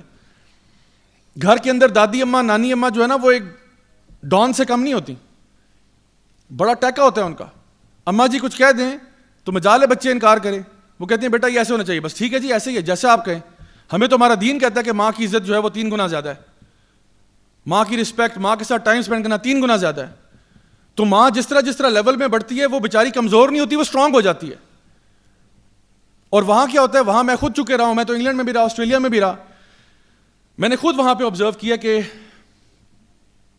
ایک فیملی ہوگی, ان کا بچہ ہوا, وہ جو نا پڑھ لکھ کے 17 سال کی عمر میں ان کے بچے, وہ کہتے ہیں جی 2 ہی اچھے, تو پڑھ لکھ کے دونوں بچے نکل گئے. اب وہاں پہ فیملی, ایکسٹینڈڈ فیملی کا تو کانسیپٹ ہی نہیں ہے, یعنی بچہ جو ہے اگر 2 بہنیں ہیں تو ان کے بچوں کو کوئی ماموں نصیب نہیں ہوئے, چچا تایا تو خیر جو ہے نا اور بات ہے. اچھا اگر وہ بہن بھائی ہیں تو یا اس کو ایک چیز نصیب نہیں ہوئی, ہمارے یہاں تو چاچا تایا ہر لیول کے لوگ ہوتے ہیں نا, وہاں تو صرف آنٹ اور انکل کہہ کے بات ختم کر دیتے ہیں. ہمیں تو پتہ ہوتا ہے جی پٹرنل آنٹس اور مٹرنل آنٹس اور پھوپھیاں اور چاچیاں اور تائیاں اور یہ ساری چیزیں ہمارے ہوتی ہیں. تو وہاں پہ تو یہ کانسیپٹ ہی نہیں ہے. تو بچے 17 سال کی عمر میں نکل جاتے ہیں کیونکہ ماں باپ ان کے شغل میں رکاوٹ بن رہے ہوتے ہیں, وہ اپنی اپنی زندگیاں گزارتے ہیں. ماں باپ اسی لیے ان کو مدرس ڈے چاہیے ہوتا ہے, اسی لیے ان کو فادرس ڈے چاہیے ہوتا ہے کہ بھئی سال میں ایک دفعہ, ہاں جی امی مدرس, ہیپی مدرس ڈے, ہاں بیٹا بہت شکریہ, تھینک یو, خدا حافظ, اگلے سال ملیں گے. ابو کو بھی ایک دفعہ ابو ہیپی فادرس ڈے, اچھا تھینک یو بیٹا بہت شکریہ, اب اگلے سال ملاقات ہوگی آپ سے. وہاں تو یہ سسٹم ہے. تو ماں باپ مر بھی جائے نا بچوں کو پتہ نہیں چلتا. اور ایسے واقعات ریکارڈ پہ موجود ہیں کہ ایک عورت ایک اپارٹمنٹ میں, یعنی عورت سے پہلے اس کے ہسبینڈ کی ڈیتھ ہوگی بوڑھی ایج میں, اب عورت نے بلی پال لی کیونکہ بچے تو ہیں کوئی نہیں, تو کوئی محبت کے لیے ہونا چاہیے, چلو بلی رکھ لیتے ہیں. بلی بھی مر گئی اور سال ایک بعد عورت کا بھی انتقال ہو گیا, اور جس اپارٹمنٹ میں اس کا انتقال ہوا اس کی لاش وہیں گلتی سڑتی رہی. 3 دن کے بعد ہمسایوں نے کہا کہ جی اس جو ہے نا اپارٹمنٹ روم سے بڑی جو ہے نا بدبو آ رہی ہے. ریسکیو 911 جو نا والوں کو بلایا, انہوں نے دروازہ توڑ کے اندر گئے تو اس کی لاش 3 دن پرانی پڑی ہوئی تھی وہاں پہ, جو گل سڑ رہی تھی, اور پھر خود ہی اس کارپوریشن نے اس کو دفن کر دیا. یہ تو ان کی زندگی ہیں جس انڈیویجولسٹک لائف سٹائل کو وہ پروموٹ کر رہے ہیں, کیونکہ انڈیویجولزم کے اندر کنٹرول کرنا آسان ہوتا ہے. ہر بندے کو نا اس کی نفسی خواہشات کے پیچھے لگا دیا جائے تو کنٹرول کرنا آسان ہے. یہ ان کا ماڈل ہے. تو یہ دوسری چیز. اور تیسرا کیا کہ انہوں نے کہا کہ جینڈر رولز ختم کیے جائیں, یعنی مرد اور عورت کے بیچ میں کوئی بھی اب رولز نہیں ہے کہ یہ کام مردوں والے ہیں یہ عورتوں والے ہیں. سارے ہر کسی کا کام کر سکتا ہے. مرد جو ہیں وہ عورتوں والے کام کریں, عورتیں جو ہیں وہ مردوں والے کام کریں, سب شانہ بشانہ مل کے کام کریں, کوئی مسئلہ نہیں. حالانکہ یہ سب سے پہلا سوال یہ کہ کیا مرد اور عورت مختلف ہیں یا بالکل ایک جیسے ہیں؟ مختلف ہیں. اللہ تعالیٰ نے دونوں کو مختلف بنایا ہے, اور اللہ رب العزت نے جس نے ہمیں پیدا کیا اس نے ہمارے رولز ڈیفائن کیے ہیں. اب مثال کے طور پہ اگر ایک ٹیم ہے نا, اس ٹیم نے اپنی بیسٹ پرفارمنس دینی ہے تو اس میں جس بندے کا جو رول ہے نا اس کو اسی رول پہ رہنا چاہیے, ورنہ کام خراب ہوگا. مثلا آپ اور آپ کا ایک دوست ہیں, وہ ایک بزنس سٹارٹ کرنا چاہتے ہیں. آپ جو ہیں وہ بزنس سینس میں بہت اچھے ہیں, اکاؤنٹنگ میں بہت اچھے ہیں, میتھمیٹکس میں بہت اچھے ہیں, نمبر کرنچنگ میں آپ بہت اچھے ہیں, ٹھیک ہے, یہ کام آپ کو آتے ہیں, آپ اس میں بڑے ماہر ہیں. آپ کو برانڈنگ آتی ہے, یہ چیز آپ کے اندر بہت اچھی ہے. آپ کا جو دوست ہے وہ بیکنگ بڑی اچھی جانتا ہے, بہت کمال بیکر ہے, وہ بیکنگ بڑی اچھی کرتا ہے, اس کے ہاتھ میں لذت ہے, جو بھی چیز بناتا ہے کمال بناتا ہے, اور وہ اس کو پریکٹس بھی کرتا رہتا ہے, وہ نئی نئی ریسپیاں یوٹیوب سے دیکھ کے جو نا سیکھتا رہتا ہے, ان کو ٹرائی کرتا ہے اور بہت اچھا بناتا ہے, اور جو اس کا کھانا کھاتا ہے بہت تعریف کرتے ہیں لوگ. اب آپ دونوں کو خیال آیا کہ یار تو تو شیف ہے پورا, یار ہمیں نا بیکری کھولنی چاہیے, تو میں تیرا بزنس ماڈل دیکھتا ہوں, تو بیکنگ والا کام کر, لوگوں کو نیچے ٹرین کر, تو ہم بزنس چلاتے ہیں. اچھا اگر وہ کہے کہ نہیں ہم دونوں برابر ہیں, ہم شانہ بشانہ کام کریں گے, 3 دن بیکنگ میں کروں گا, 3 دن تم کرو گے, 3 دن بزنس میں سنبھالوں گا, 3 دن تم سنبھالو گے. اگر یہ ہوگا تو کمپنی بہتر پرفارم کرے گی یا کمتر پرفارم کرے گی؟ کمتر کرے گی نا, کیونکہ اب آپ نے کیا کیا, جس کا جو رول تھا اس سے اس کو ہٹا دیا صرف مصنوعی مساوات پیدا کرنے کے لیے. بالکل یہی چیز فیمنسٹ موومنٹ نے کی ہے. انہوں نے کہا نہیں عورتیں بھی مردوں والے کام کریں, یعنی عورتیں بھی سیمنٹ سریا بجری اٹھائیں اور جا کے کول مائنز میں کام کریں اور جہاد فی سبیل اللہ کریں, سارے کام عورتیں بھی کریں. پوری انسانی تاریخ میں کوئی ایک ایسی قوم نہیں گزری جنہوں نے عورتوں کا لشکر روانہ کیا ہو مردوں اور بچوں کے دفاع کے لیے. کوئی ایک ایسی قوم نہیں گزری, کیونکہ مردوں کو اللہ تعالیٰ نے مختلف طریقے سے پیدا کیا. ہمارے میں اور عورتوں میں 6,500 ڈفرینسز ہیں جینیٹک لیول پہ, 6,500 ڈفرینسز ہیں, یعنی from bone density to muscle mass to pitch of voice to D N A, XX chromosomes, XY chromosomes, یعنی یہ سارے یعنی اس کے اندر ڈفرینسز ہیں. تو پھر کہنا کہ نہیں دونوں ایک جیسے کیسے کر سکتے؟ اسی لیے آپ کے پاس میل سپورٹس ڈفرینٹ ہے, فیمیل سپورٹس ڈفرینٹ ہے, مینز 100 میٹرز علیحدہ ہے, ویمن 100 میٹر بالکل علیحدہ ہے. تو جو کام مردوں والے ہیں وہ مردوں والے. اچھا جو عورت جس لیول پہ ایموشنل ہو سکتی ہے اس لیول پہ مرد نہیں ہو سکتا. رات کے 2:30 بجے اگر بچے کے رونے کی آواز آئے تو ماں جو ہے وہ ایک دم سے آنکھ کھول کے بچے کے پاس دوڑ کے جاتی ہے, باپ تو خراٹے ہی لے رہا ہوتا ہے. ہمارے اندر وہ میکینکس ہی نہیں ہے, لیکن باپ کو اللہ تعالیٰ نے ٹفنس دی ہے کہ وہ صبح جاتا ہے رات کو آتا ہے, صبح جاتا ہے رات کو آتا ہے, اور وہ مستقل یہ کرتا رہتا ہے. کیوں؟ کیونکہ اس کو یہ والا رول دیا کہ تو نے کما کے گھر والوں کے لیے لے کے آنا ہے, تو نے بیوی کو پرووائڈ کرنا ہے, تو نے بچوں کو پرووائڈ کرنا ہے. یہ لمیٹیشن عورت کو نہیں دی کہ تمہارا جو بھی معاملہ ہے, حاملہ ہے نہیں ہے, بچہ ہے نہیں ہے, کسی حالت میں بھی اٹھ کے جاؤ کام کرو جا کے, اور کوئی تمہارے لیے بریک نہیں ہے, کچھ نہیں, ایسا نہیں ہے. اس لیے آپ کو پتا ہے جن جگہوں پہ خواتین کو, جن ٹف جگہوں پہ بھی نا, فار ایگزامپل امریکہ میں جو فائر فائٹنگ کے لیے جن خواتین کو ہائر کرتے ہیں ان کا ٹیسٹ جو ہے وہ مردوں سے 3 گنا زیادہ آسان ہے. جیسے اگر انٹری ٹیسٹ میں ہوتا ہے نا کہ جی مردوں کا کہا جاتا ہے کہ جی آپ 20 پش اپس کریں, 10 پل اپس کریں, فلاں کریں, عورتوں کا اس کے آدھے کا آدھا ہے کہ آپ 2 کر لیں بس, بہن اتنا ہی کافی ہے, آپ یہ کر لیں, یعنی ان سے, یعنی مردوں کو. تو اب آپ نے جب جاب پرفارمنس کی بات کرنی ہے, بلڈنگ میں آگ لگی ہوئی ہے, آپٹیمم پرفارمنس کے لیے آپ کو بیسٹ کوالیفائڈ لوگ چاہیے اس کام کے لیے. یہ نہیں کہ جی مساوات میں جو ہلکے پھلکے بھی ہیں ان کو بھی لے جائیں. اب آرمی کا انٹری کرائٹیریا, آرمی والوں کے بھی کچھ لمیٹیشنز ہیں نا کہ بھئی یہ اس کوالٹی پہ آپ آئیں گے تو آپ فوج کو جوائن کر سکتے ہیں, ورنہ آپ جوائن نہیں کر سکتے. تو وہ اس کی ایک وجہ ہے, کیونکہ ہم چاہتے ہیں کہ وہ آپٹیمم لیول پہ پرفارم کرے. یہ نہیں کہ جی کوئی اندھا ہے وہ کہہ رہا ہے مجھے بھی جو ہے نا جاب دی جائے, چلو مسافات میں آپ بھی آ جاؤ. اندھا اپلائی کر رہا ہے ٹرک ڈرائیور کی نوکری کے لیے, تو مساوات میں رکھ لوں اس کو کہ جی ہم ایکول اپرچونٹی پرووائڈ کرنے والی کمپنی ہیں, آ جائیں آپ. کوئی کمپنی ایسا نہیں کرتی, کوئی کمپنی کوئی آرگنائزیشن ایسا نہیں کرتی کہ صرف مساوات کی خاطر ایسے لوگوں کو بھی رکھ لیا جائے جو میرٹ پہ پورا نہیں اتر رہے. لیکن ہمیں اب کہا جا رہا ہے کہ نہیں, آپ اپنے رولز کو تبدیل کریں. تو عورتوں کے اندر نا اللہ تعالیٰ نے وہ جو ممتا والے جذبات ہیں, محبت والے جذبات ہیں, وہ بہت زیادہ رکھے ہیں. اسی لیے آپ دیکھیں گے کہ کسی بھی مونٹیسری میں آپ جا کے دیکھ لیں, وہاں پہ 99.9% سٹاف آپ کو فیمیل ملے گا, کیونکہ ان کے نیچر میں یہ چیز ہے. تو یہ اب اس چیز کو یہ بدلنا چاہتے ہیں, یہ بھی اللہ تعالیٰ کی خلقت کو چینج کرنا ہے ایک رولز کے لیول پہ. اچھا, اب یہ تو رولز کے لیول پہ, اب تو فزیکل بھی چینج کرنا چاہ رہے ہیں. فزیکل کیسے چینج کرنا چاہ رہے ہیں؟ اب یہ ایک ریسرچ پیپر ہے ان کا بڑا مشہور, یہ 35 ایئر کی ریسرچ اسٹڈی تھی جس میں انہوں نے فائنڈ آؤٹ کیا, اس کو کہتے ہیں the paradox of declining female happiness. اس میں 35 ایئرس کی اسٹڈی تھی 1970 سے لے کے 2005 تک, جس میں انہوں نے دیکھا کہ امریکہ میں اور یورپ میں جب فیمنسٹ موومنٹ آگے بڑھی ہے تو انہوں نے دیکھا کہ 35 سال کے اندر عورتوں کی خوشی جو ہے وہ ڈکلائن ہوئی ہے. یعنی عورتوں کو جب آپ نے یہ کہا کہ آپ مردوں کے شانہ بشانہ آ جائیں, لگ تو یہ رہا تھا کہ یہ خوش ہو جائیں گی کہ چلیں آپ بھی گھر سے باہر نکلیں, آپ بھی آزاد ہو جائیں, آپ بھی یہ کریں. تو عورتوں کو تو خوش ہونا چاہیے تھا, لیکن وہ کہتے ہیں عورتوں پہ ڈبل برڈن پڑ گیا کہ اب وہ جاب بھی کر رہی ہیں اور بچے تو پھر بھی عورتوں کے ہی ہونے, فیڈ تو پھر بھی ماں نہیں کرنا ہے. تو پھر وہ نے کہا یہ عورت پہ ڈبل برڈن پڑ گیا, تو عورتوں کی ہیپینس ڈکلائن ہوئی ہے, مردوں کی ہیپینس بڑھ گئی ہے فیمنسٹ موومنٹ کی وجہ سے. اب کوئی گورا ہے نا, وہ فیمنسٹ فار ایگزامپل ایک مرد ہے, اس کے لیے تو بہت خوشی کی بات ہے کہ عورت فیمنسٹ ہو. کیوں؟ کیونکہ جب وہ کسی ریسٹورینٹ میں اس کو لے کے جائے گا تو کہے گا بیگم پچھلی دفعہ میں نے بل دیا تھا, اس دفعہ آپ دیں. اور وہ کہے گا کہ جی, یعنی وہ ہر معاملے میں 50-50 کرے گا, کہے گا میں تمہارا نوکر لگا ہوں تمہارے لیے پرووائڈ کروں, آپ نے میرے لیے کیا پرووائڈ کیا ہے, میں بھی کام پہ جاؤں گا آپ بھی کام پہ جائیں, گھر کا کرایہ آدھا میں دوں گا آدھا آپ دیں, اس مہینے میں دیتا ہوں اگلے مہینے آپ دیں. 50-50 ہے نا, ہم تو مساوات پہ چلیں گے اب. تو انہوں نے کہا یہ تو عورتوں کے لیے ڈبل برڈن پڑ گیا کہ پہلے پھر وہ گھر کی ملکہ تھی, اس کا شوہر کماتا تھا, گھر لا کے دیتا تھا, اب تو اس کے اوپر اور مصیبت پڑ گئی ہے. اور وہ کہہ رہے نہیں میرے ساتھ 50-50 کرو ہر چیز میں.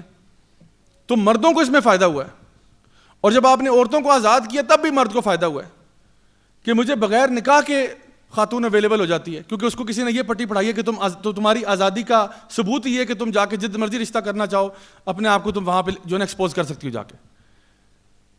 تو یہ وہ پرابلمز ہیں جو آج ویسٹ کو نظر آ رہے ہیں, اسی لیے ان کی یہ بہت بڑی 35 سال کی سب سے بڑی اسٹڈی ہے فیمنزم کے اوپر, جو کہتی ہے کہ فیمنسٹ موومنٹ کی وجہ سے عورتوں کو نقصان ہوا ہے. اور یہ اس کا دا گارڈین نیوز پیپر میں بھی آرٹیکل آیا کہ gains in women's rights haven't made women happier, why is that. Women's rights ہم نے بڑھائی تھیں, عورتیں اور اداس ہو گئی, مرد خوش ہو گئے. عجیب بات ہے, عجیب حقوق نسواں کی بات ہے, کیونکہ اللہ کے دین کو چھوڑ کے تم کوئی آرٹیفیشل چیز کرو گے تو پھر ایسا ہی ہوگا.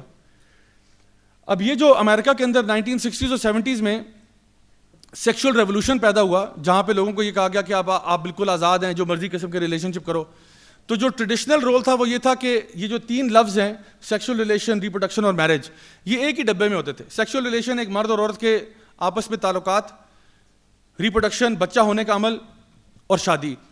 ٹریڈیشنلی کلاسکلی یہ تینوں ایک ہی باکس تھا, ایک ہی ڈبہ تھا کہ شادی ہوگی تو سیکشل ریلیشن ہوں گے تو ریپروڈکشن ہوگی, شادی کے بغیر یہ چیز گناہ تھا. ہمارے مذہب میں بھی, ابراہمک فیتھس میں بھی, باقی بھی جو کنزرویٹو سوسائٹیز ہیں سب میں یہی معاملہ تھا. لیکن سیکشل ریولوشن کے بعد انہوں نے اس کو چینج کیا, تبدیل کیا. کس طرح تبدیل کیا؟ انہوں نے کہا اب یہ سارے کے سارے سیم نہیں ہیں, یہ ایک ڈبے میں نہیں ہے, یہ سارے علیحدہ ہیں, کہ اب آپ سیکشل ریلیشنز کر سکتے ہو بغیر ریپروڈکشن کے, بغیر میرج کے. اب آپ ریپروڈکشن بھی کر سکتے ہو بغیر سیکشل ریلیشن کے. کیوں؟ کیونکہ اب آپ کے پاس سپرم بینکس ہیں, آپ کے پاس سیروگیٹ مدرز ہیں, آپ ان کے ذریعے جو ہے آپ کو سیکشل ریلیشن کرنے کی بھی ضرورت نہیں, آپ کا بچہ ویسے بھی ہو سکتا ہے. اور اسی طرح سے میرج جو ہے یہ کیا, یہ بس ایک لائف سٹائل ہے. مطلب آپ کو اگر بہت ہی کوئی یعنی موت آ رہی ہے تو جا کے کر لو شادی, ورنہ کیا کرنا شادی کر کے, اپنے آپ کو آزاد رکھو. تو شادی کرنا آپ کوئی نیسیسری چیز نہیں ہے یہ. اور آپ کو پتہ ہے اس وقت ویسٹ کے اندر, بلکہ ویسٹ میں نہیں پوری دنیا میں, ویسٹ میں تو 52-53% ہے, پوری دنیا میں اس وقت 50% سے زیادہ جو بچے پیدا ہو رہے ہیں وہ آؤٹ آف ویڈ لاک پیدا ہو رہے ہیں, یعنی نکاح کے علاوہ پیدا ہو رہے ہیں اس وقت دنیا میں. ایک زمانے میں یہ گالی تھا, کسی کو یہ کہنا نا کہ وہ اللیجٹمیٹ چائلڈ ہے یا حرام کی اولاد ہے, یہ گالی تھا. اب کسی کو یہ کہنا کہ تم حلال کی اولاد ہو, یہ گالی ہے, کیونکہ یہ لوگ تھوڑے ہیں تعداد میں. زیادہ دنیا کی آبادی وہ ہے جو حرام پہ پلے ہیں, حرام سے پیدا ہوئے ہیں, حرام کی اولادیں ہیں. یہ ہے رزلٹ سیکشل ریولوشن کا. اور اس کا نقصان یہ ہوا کہ فیملی سسٹم کو ری ڈیفائن کیا کہ فیملی ہونے کی ضرورت ہی نہیں ہے. اچھا فیملی سسٹم بھی یہ کہ دو ابا جان بھی ہو سکتے ہیں, 2 امیاں بھی آپ کو ریز کر سکتی ہیں, وغیرہ وغیرہ. اب تو یہ جو LGBT والا معاملہ چلا ہے اس میں تو سب کچھ ہی چل رہا ہے. اور میرج کی کوئی ضرورت ہی نہیں ہے. میرج ایک سمپلی ایک ایسا ہی چیز ہے کہ اپنے آپ کو فضول میں آپ باندھ رہے ہیں. تو اسی لیے ویسٹ کے اندر میرج کا ریٹ بھی ہیویلی ڈکلائن کر رہا ہے. لوگ یعنی 10 سال سے ساتھ ہوتے ہیں, 2 بچے بھی ہو چکے ہیں, لیکن ان سے پوچھے کہ جی ابھی تک شادی کیوں نہیں ہوئی آپ کی, کہتے ہیں it's not that serious yet. 2 تمہارے بچے ہو گئے ابھی تک سیریس نہیں ہوئے تم لوگ. لیو ان کلچر ہے وہاں پہ, لیو ان. ہم لوگ جی لیو ان ہے, we are in an open relationship, کہ آپس میں بھی ریلیشن شپ ہے لیکن ہم نے ایک دوسرے کو نا اجازت دی ہوئی ہے ادھر ادھر منہ مارنے کے لیے بھی. عجیب جانوروں والا رویہ اس وقت اختیار ہوا ہے. سو یہ تو پہلا مسئلہ تھا. دوسرا کیا مسئلہ بنا, انہوں نے 3 اور الفاظ تھے جو کہ ہمارے لیے ایک ہی تھے, انہوں نے ان کو بھی سیپریٹ کر دیا. یعنی کہ بایولوجیکل سیکس کے بندہ جو پیدا ہوتا ہے وہ یا مرد اور عورت پیدا ہوتا ہے, پہلی بات. دوسرا اس کا جینڈر ایکسپریشن, یعنی جینڈر ایکسپریشن ہمارے لیے کوئی معنی نہیں رکھتا تھا. اور پھر اس کی سیکشل اورینٹیشن کہ وہ کس کی طرف مائل ہوتا ہے زیادہ. تو اب یہ بایولوجیکل سیکس تو پتہ ہے, جب بچہ پیدا ہوتا ہے تو یہی کہا جاتا ہے مبارک ہو آپ کا بیٹا ہوا یا مبارک ہو آپ کی بیٹی ہوئی. یہ کوئی نہیں کہتا مبارک ہو واللہ عالم کیا ہوا ہے, بس ہوا ہے کچھ تو ہوا ہے. یہ کبھی واقعہ پیش نہیں آیا کہ جی کیا ہوا ہے جی واللہ عالم, جی ہمیں نہیں پتا, اللہ ہی بہتر جانے کیا پیدا ہوا ہے, کچھ تو پیدا ہوا ہوگا. ڈاکٹر صاحب بتا دیتے ہیں آپ کو. یہ میڈیکل سائنس کی جو نا بات ہے. اب وہ کہتے ہیں بایولوجیکل سیکس آپ کا جو بھی ہے, آپ کا جینڈر ایکسپریشن کچھ اور ہو سکتا ہے. سو فار ایگزامپل بندہ مرد پیدا ہوا ہے لیکن وہ کہہ رہا ہے کہ میں اندر سے نا محسوس کرتا ہوں کہ میں عورت ہوں. اور پھر انہوں نے ٹرم نکال دی جینڈر فلوئڈ, کہ آپ اپنا جینڈر فلوئڈ بھی کر سکتے ہیں. آپ صبح میں کہیں ہاں میں مرد ہوں, رات کو کہیں میں عورت ہوں, صبح پھر کہہ دو میں مرد ہوں, تو ہم آپ کی بات مانیں. آپ اپنا شناختی کارڈ چینج کروا لیں, کچھ کر لیں, ہم آپ کی بات مانیں گے. جو بھی بس آپ منہ سے کہہ دیں, ہم آپ کا میڈیکل بھی نہیں کرتے, چلیں چھوڑیں, آپ کا میڈیکل بھی نہیں کرتے, آپ منہ سے کہہ دیں ہم مان لیں گے آپ کو. یہ وہ پاگل پن ہے جس کی طرف دنیا جا رہی ہے. اور جینڈرز بھی by the way, gender expression جو ہے نا آپ کا دوسرا, یہ کہتے ہیں کہ 2 نہیں ہیں, میل فیمیل نہیں ہے. یہ کہتے ہیں کچھ تو کہتے ہیں کہ یہ کوئی 60 سم تھنگ ہے, 65 66 ہے, کچھ کہتے ہیں 100 سے اوپر ہیں, کچھ کہتے ہیں انفینٹ ہے. آپ اپنے آپ کو میل فیمیل کتا بلی مینڈک کچھ بھی کہہ دو, ہم مان لیں گے آپ وہی ہو. کچھ لوگ اپنے آپ کو درخت کہہ رہے ہیں, آپ کو پتا, اور ان کو پھر آپ کو ماننا پڑے گا کہ ہاں تم درخت ہی ہو, میں تمہارے اوپر پانی ڈالوں لا کے, تمہیں دھوپ میں رکھوں جا کے. مطلب انسان کا دماغ, یعنی شیطان نے کیا کہا تھا, میں ان کو اللہ کی خلقت تبدیل کروا دوں گا ان سے. اور یہ اب خلقت چینج ہو رہی ہے اللہ تعالیٰ کی. یعنی مجھے حیرت اس بات پہ کہ ہمیں اس ٹاپک پہ بات کرنی پڑتی ہے, کہ یہ اتنی بیسک سی بات تھی, اتنی سمپل بات تھی, آج لوگوں کو سمجھانا پڑتا ہے, بچوں کو سمجھانا پڑتا ہے. بچے مرد اور عورت ہی ہے, یہ اللہ کا نظام ہے, اور وہ کیا پڑھا رہے ہیں, وہ کچھ اور پڑھا رہے ہیں, کہ مرد اور عورت کے علاوہ بھی آپ جو چیز اپنانا چاہیں آپ اپنے آپ کو وہ کہہ دیں اور ہم آپ کی بات مان لیں. اچھا یہ اصول کسی اور چیز میں یہ جو ہے نا قبول نہیں کرتے. یہاں پہ اگر آپ کے سامنے کسائی آ جائے, کسائی, اور کپڑے اس کے خون سے بھرے ہوئے, ہاتھ میں اس کے ٹوکا اور چھری اور وہ ایسے ایسے کر رہا ہے, اور وہ کہتا ہے السلام علیکم جی میں کارڈیولوجسٹ ہوں, تو مان لیں گے اس کی بات. آپ کہیں گے وہ کیا کہتے ہیں انگلش میں, action speak louder than words. تو بھائی تم کسائی ہو, تمہیں کیسے ہم مان لیں کہ تم سرجن ہو, کیسے مان لیں تم کارڈیولوجسٹ. نہیں جی میں آئیڈینٹیفائی کرتا ہوں ایز اے کارڈیولوجسٹ, تو مجھے کارڈیولوجی ہی مانا جائے. تو پھر ہر بندہ اپنے آپ کو وزیر اعظم پاکستان کہہ دے اور کہ مجھے پروٹوکول ملنا چاہیے صبح شام.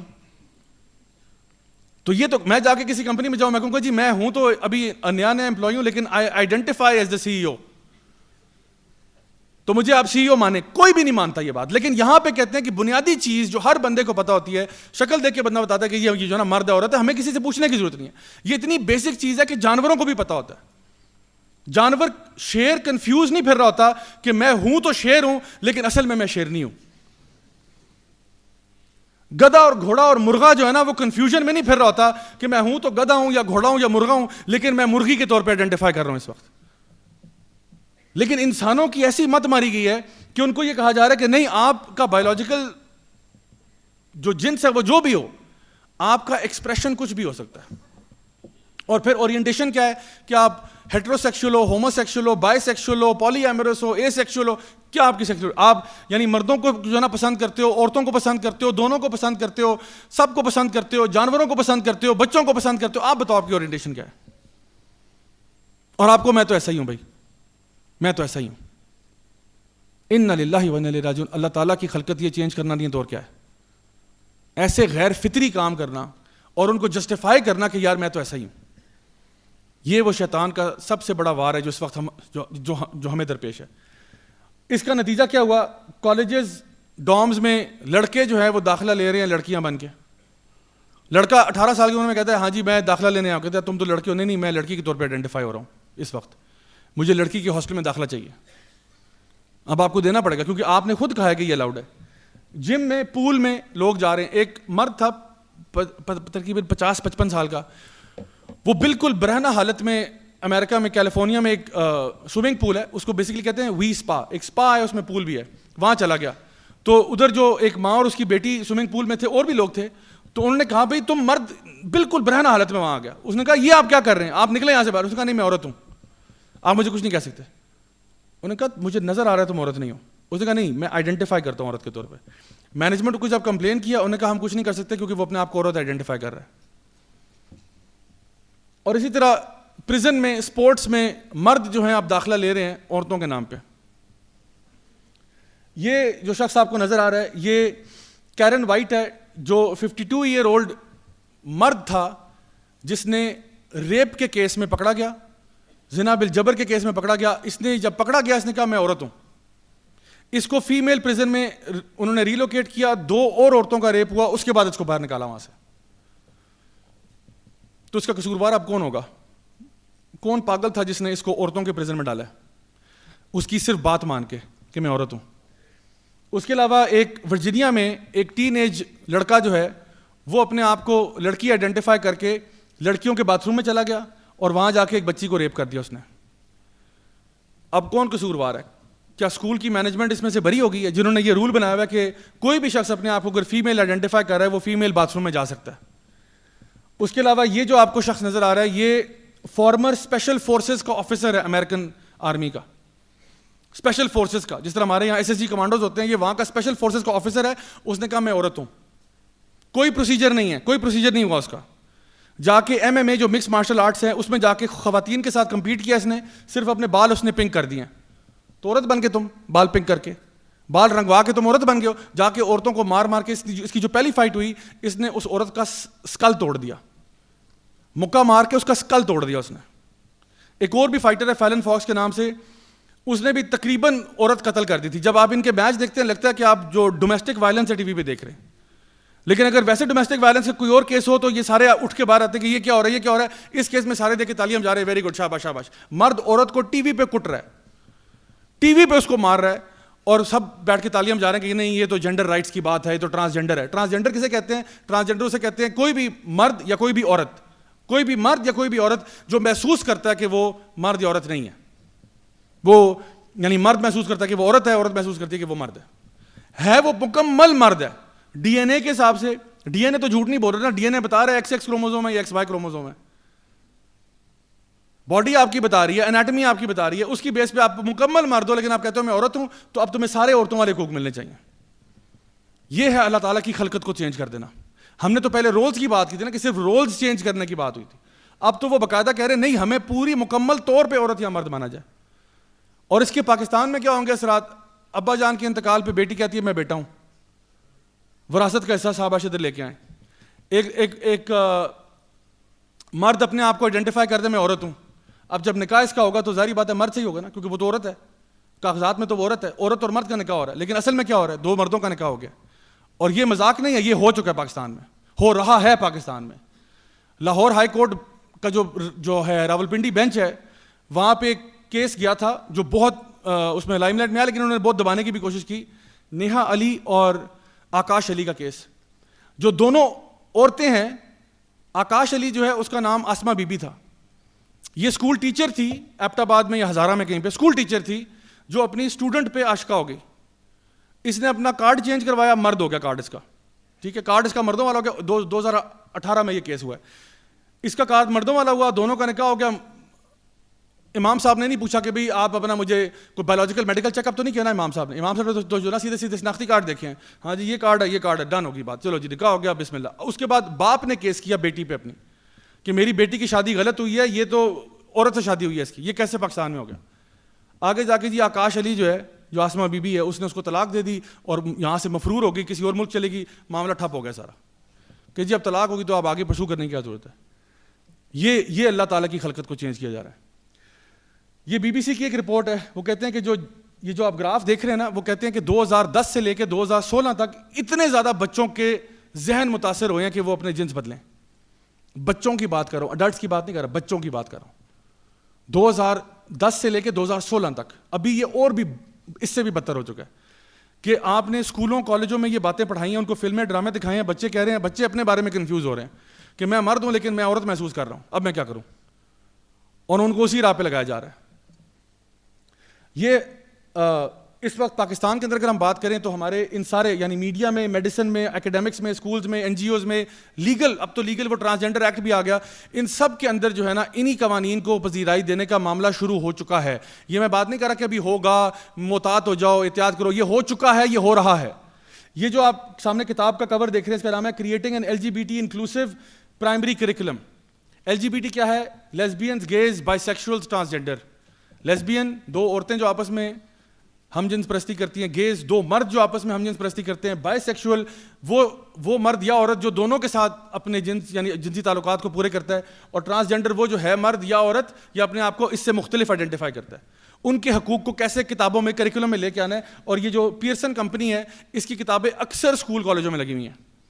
وہ کہہ رہے ہیں کیسے آپ اپنے کریکولم کو LGBT والا کریکولم بنائیں کہ بچوں کو سکھایا جائے.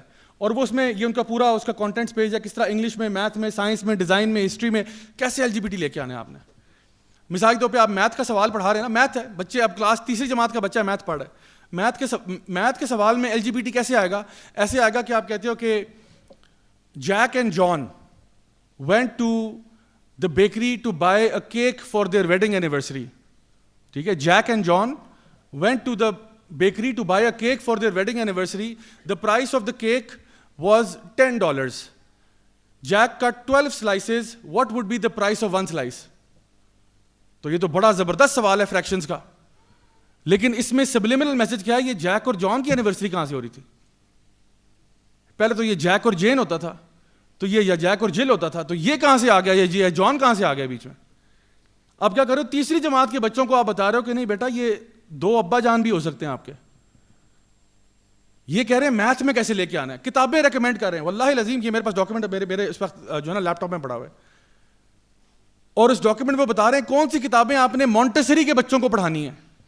میں آپ کو نام بتاتا ہوں. اینٹینگو میں ایک سری کتاب ہے, دو میل پینگوئنز جو ایک بچے کو ریز کرتے ہیں, ان کی کہانی ہے چھوٹے بچوں کے لیے. ایک کہانی ہے دا پرنس اینڈ دا پرنس, دو شہزادوں کو آپس میں پیار ہو جاتا ہے, اور یہ بچوں کے لیول کی کہانی ہے. Once upon a time there was a prince, وہ ایک پرنسس کو ڈھونڈنے گیا, وہ بہت موٹی تھی, ایک اور کے پاس گیا وہ بہت کالی تھی, ایک کے پاس گیا بہت چھوٹی تھی, ایک بہت پتلی تھی, ایک بہت لمبی تھی.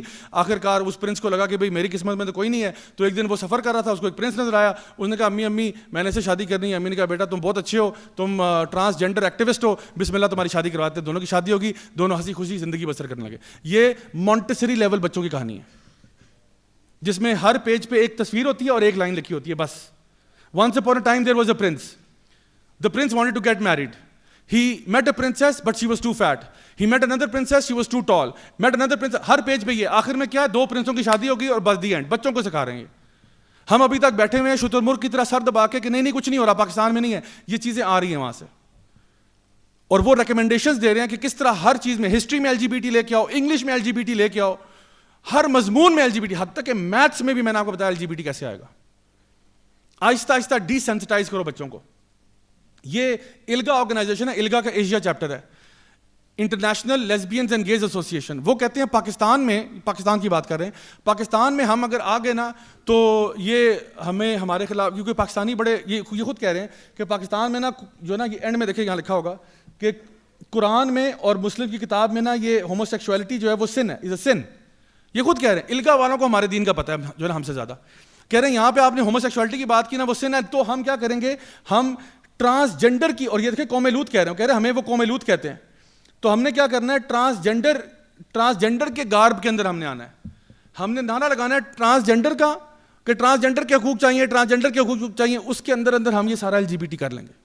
یہ کون کہہ رہا ہے؟ یہ مفتی صاحب کہہ رہے ہیں؟ نہیں, یہ الگا کہہ رہا ہے. الگا, انٹرنیشنل لیسبینز اینڈ گیز ایسوسیشن, ان کا یہ ڈاکیومنٹ ہے, یہ آپ کو نیٹ پہ مل جائے گا. یہ اس ڈاکیومنٹ کا پہلا کور پیج ہے. Disapproval and rejection the LGBTQ struggle for freedom bounded by social and religious beliefs in Pakistan. اس کی PDF آپ ڈھونڈے, آپ کو نیٹ پہ مل جائے گی. اور اس میں لکھا کہ ہم ٹرانسجینڈرزم کے تحت پاکستان میں کام کریں گے. اس طرح ہم نے کہا نا کہ جی ہوموسیکشوالٹی کو وہ کہتے ہیں ہمیں قوم لوط کا فتویٰ لگا کے باہر کریں گے, تو ہم نے بڑے طریقے سے کام کرنا ہے. وہ تو اللہ کا شکر ہے کہ ان کی بے وقوفی اتنی ہے کہ انہوں نے PDF نیٹ پہ ڈال دی ہے. اس کے علاوہ یہ US ایمبیسی اسلام آباد میں یہ اسٹیٹمنٹ ٹویٹ کر چکی ہے, شاید آپ لوگوں نے دیکھی ہو. وہ کہہ رہے ہیں ہم پاکستان میں LGBTQ کا فروغ چاہتے ہیں. تم کون ہوتے ہو فروغ چاہنے والے؟ اگر پاکستانی ایمبیسی امریکہ میں واشنگٹن میں یہ کہے کہ جی ہم امریکہ کے اندر شریعت کا نفاذ چاہتے ہیں اور ہم اس کے لیے پوری کوشش کریں گے, یہاں پہ 1 سیکنڈ میں ہمارے سفیر کو اٹھا کے باہر نکالیں گے. لیکن ہمارے یہاں یہ دندناتے پھر رہے ہیں اپنے وہاں ایمبیسیز کے اندر اور باہر بھی, یہ گے پرائڈ پریڈ بھی کر دیتے ہیں. یہ بھی ہو چکا ہے. یہ ان کے ریپبلکن کینڈیڈیٹ ہیں تھامس میسی جو ہیں, وہ انہوں نے ایک ٹویٹ کیا. وہ کہتے ہیں کہ I predict the day our country's finances collapse. یہ جو ہے نا کووڈ کے دوران بات کرتے ہیں کہ مجھے لگتا ہے کہ ہماری کنٹری کے فائنانسز کلیپس کر جائیں گے. We will still be funding gender programs in Pakistan. Tonight's COVID relief stimulus bill has no less than 10 million for said programs attached to it.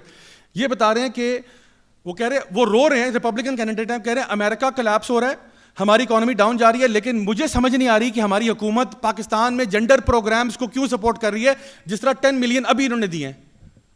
ہم یہاں بھوکے مر رہے ہیں, ہم یہاں کووڈ سے مر رہے ہیں, ادھر جینڈر پروگرام میں 10 ملین آپ نے دیے ہیں کس کھاتے میں؟ تو یہ ڈیموکریٹک پارٹی کو کرٹیسائز کر رہے ہیں. انہی کے منہ سے سنیں, وہ کہہ رہے ہیں $10 ملین آج آپ لوگوں نے ریلیز کیے ہیں, حالانکہ ہمارے یہاں کووڈ آئے ہوئے, آپ جینڈر پروگرام, یہ LGBT والے پروگرام پاکستان میں اس کو $10 ملین دے رہے ہو کس کھاتے میں؟ یہ UNDP کا ایک ڈاکیومنٹ ہے جس میں انہوں نے لکھا کہ یہ ابھی اسی سال 20 اکتوبر بلکہ 20 نومبر کو یا اکتوبر کو اس کی ڈیڈ لائن تھی, 20 اکتوبر 2022 کی اس کی ڈیڈ لائن تھی کہ پروپوزل سبمٹ کرائیں NGOs جو کہ 3 کیٹیگریز میں کام کریں گے. ایک ہے TG ٹرانسجینڈر کے ساتھ جو کام کریں گے, FSW کا مطلب ہے فیمیل سیکس ورکر, اور MSM کا مطلب ہے مین ہیونگ سیکس ود مین. جو ان 3 ایریاز میں جو NGOs کام کریں گی ان کو ہم سالانہ کتنے دیں گے؟ 39 کروڑ روپیز, 30 کروڑ روپیہ اور 41 کروڑ روپیز سالانہ دیں گے ان کو. آپ اپنی NGO لے کے آئیں, 2 سال کا ایکسپیرینس بتائیں کہ پاکستان میں کیا کام کیا, اور اگر آپ ان 3 کیٹیگریز میں ٹرانسجینڈرز کے لیے کام کر رہے ہیں یا فیمیل سیکس ورکرز کو پروموٹ کرنے میں اور ان کو حفاظت کرنے میں, ان کو پروٹیکشن دینے میں کام کر رہے ہیں, یا مین ہیونگ سیکس ود مین اس کی پروٹیکشن میں کام کر رہے ہیں, تو ہم آپ کو ڈالر دیں گے. اور سب سے زیادہ پیسے جو ہے 41 کروڑ روپیز سالانہ مین ہیونگ سیکس ود مین کو دے رہے ہیں. فیمیل سیکس ورکر جو ہیں ان کو بھی کہتے ہیں یہ بڑا نوبل پروفیشن ہے, عورتوں کو آزاد ہونا چاہیے, وہ ایک جاب کریں, باقاعدہ پیسے کمائیں, یہ ان کی امپاورمنٹ ہے. یہ UNDP کا ڈاکیومنٹ ہے. تو فائنلی اب ہمارے پاس میڈیا رہ گیا پیچھے جو ہمارے بچے دیکھ رہے ہیں. ہمارے بچے جس میڈیا کو دیکھ رہے ہیں, یہ سارا میڈیا اس وقت بہت زیادہ پازیٹیو LGBT پرو کانٹینٹ جو ہے اس کو چھاپنے کے اندر, اس کو نشر کرنے کے اندر ملوث ہے. ہمارے یہاں پہ بھی یہ فلم جوائے لینڈ جو ہے جو اس وقت ریلیز ہوئی ہے, کل پنجاب میں بین لگا, پتہ نہیں اب یہ کھول دیں گے یا کیا کریں گے مجھے نہیں معلوم. ہم تو کوشش کر رہے ہیں اس کو روکنے کے لیے, جس میں پوری تھیم ہی ہوموسیکشول لو کے اوپر ہے, اور بہت ہی یعنی گھٹیا ترین کہانی ہے اس کی, جو مجھے نہیں سمجھ آتی یہ کہانی سنا کے آپ کو کیا فائدہ ہو رہا ہے. اور پھر اس کے علاوہ یہ اوپر آؤل ہاؤس ایک شو ہے ڈزنی کا, اس میں 14 سال کی لڑکی ہے جو کہ بائی سیکشول ہے. اس کے علاوہ سپر مین کے بارے میں بھی انہوں نے ایک جو ہے نا بتا دیا کہ وہ بھی ہم جنسی کی طرف جا رہا ہے. اسٹرینج ورلڈ ڈزنی کی ابھی فلم لانچ ہوئی ہے, بالکل ابھی کوئی بخال ہفتہ بھی نہیں ہوا اس کو. یہ بھی پراپر ان کی ویب سائٹ پہ آپ جائیں گے وہ کہیں گے کہ ہم لوگ اوپنلی کہہ رہے ہیں یہ LGBT فلم ہے, اوپنلی کہہ رہے ہیں, کیونکہ اس کے جو مین کیریکٹرز ہیں وہ سارے اسی طرح سے ہم جنس پرست ہیں. یہ ڈزنی کی فلم ہے, ڈزنی کی بچوں کے لیے. یہ اوپر والا شو جو ہے یہ بھی ڈزنی کا ہے.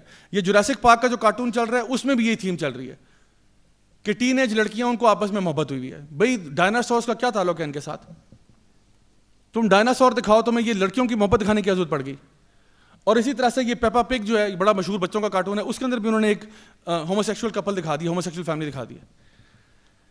یہ صورتحال میں آپ کو بتا رہا ہوں, and this is just the tip of the ice برگ. یہ میں آپ کو بتا رہا ہوں, ہمیں پتہ بھی نہیں چلتا ہمارے بچے کون سا کانٹینٹ دیکھ رہے ہیں, لیکن آہستہ آہستہ سلو پوائزننگ, آہستہ آہستہ یہ ہمارے بچوں کے اندر وہ چیزیں لے کے آ رہے ہیں کہ اللہ تعالیٰ کی خلقت کو چینج کیا جائے اور شیطان اپنے منصوبوں میں تاکہ کامیاب ہو جائے.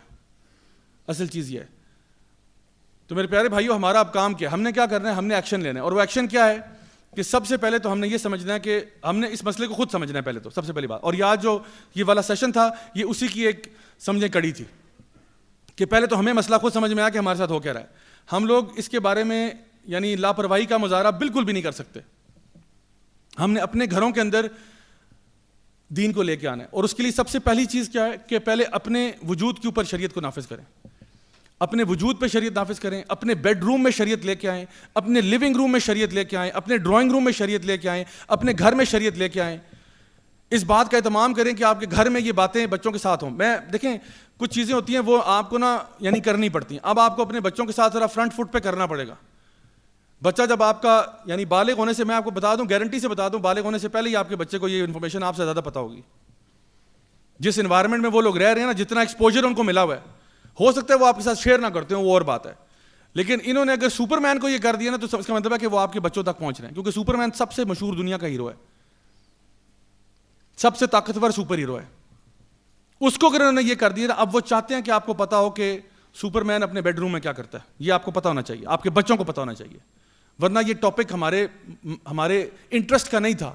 سپر مین کسی بچے سے بھی پوچھا آپ کیوں دیکھتے ہو، وہ کہا کیونکہ وہ طاقتور ہے، وہ جسٹس کی بات کرتا ہے، وہ بہادر ہے، وہ یہ اس لیے دیکھتے، اس لیے نہیں دیکھتے کہ وہ اپنے بیڈ روم میں کیا کرتا ہے. لیکن اب وہ چاہتے ہیں کہ آپ کے بچوں کو پتا ہو. تو اس سے پہلے کہ وہ آپ کے بچوں پہ حملہ کریں اور وہ ان کی برین واشنگ کریں، آپ پہلے اپنے بچوں کو صحیح نالج دیں، صحیح انفارمیشن دیں. ہمارے پاس جو اللہ کی کتاب ہے اس میں قوم لوط کا واقعہ اسی لیے ذکر ہے.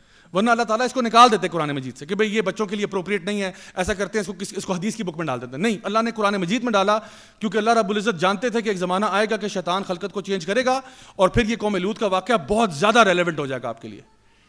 آج آپ اپنی دیکھیں، میں آپ کو نا آخر میں بس چھوٹی سی ٹپ دیتا ہوں. کیا ہر لیول پہ بچوں کو نا آپ یہ چیز پڑھا سکتے ہیں. کس طرح سے چھوٹے بچے جو ہے نا، جو بالکل 1 سال کا، 2 سال کا، 3 سال کا، 4 سال کا، ان کو 5 6 7 سال تک کے بچے کو صرف آپ یہ بتائیں کہ بیٹا فیملی کیا ہوتی ہے.